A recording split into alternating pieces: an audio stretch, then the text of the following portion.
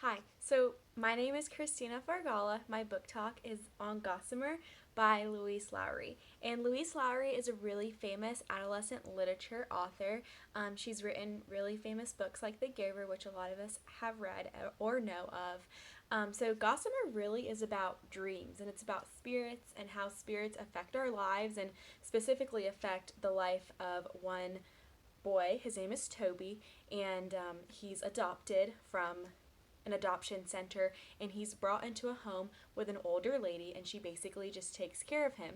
So the whole story is really for people who love fantasy, because there's these spirit like whips or wisps of air that kind of control dreams. They touch good things and good energy and good spirits, and then they put them upon you when you're sleeping to cause you to have really good dreams. So that's the protagonist of the story, those wisps or those spirits. There's also an antagonist of the story, and those are the synesthetes. And the synesthetes, you can kind of tell by their name, they do the complete opposite of the wisps or the spirits, and they give you nightmares.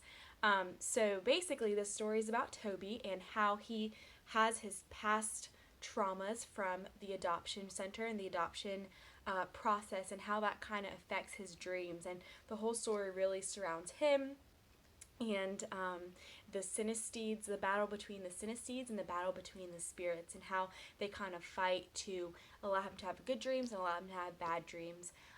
This book is really good to have in your middle school or high school classroom because it's relatable. Like, we all dream, hopefully, we all dream, and there may be students in your class who have estranged families or who don't live with people who are their biological parents or who are even adopted. So a lot of students can relate to this book.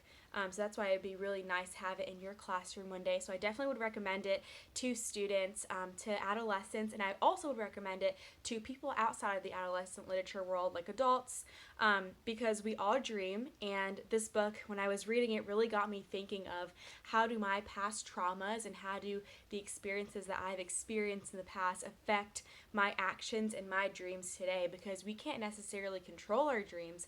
So how do dreams happen, and what changes our dreams and what affects our dreams?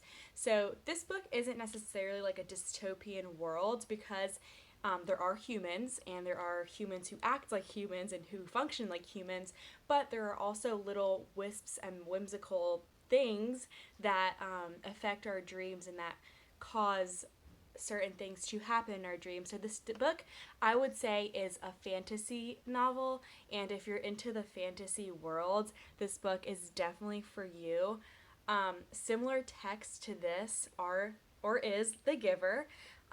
This book, I would say, is one step below The Giver, not in a bad way, more of a The Giver is a heavier book and a more, I guess, like emotion-based book, and this is more of whimsical dreams. And yeah, so I would definitely recommend this book to anyone.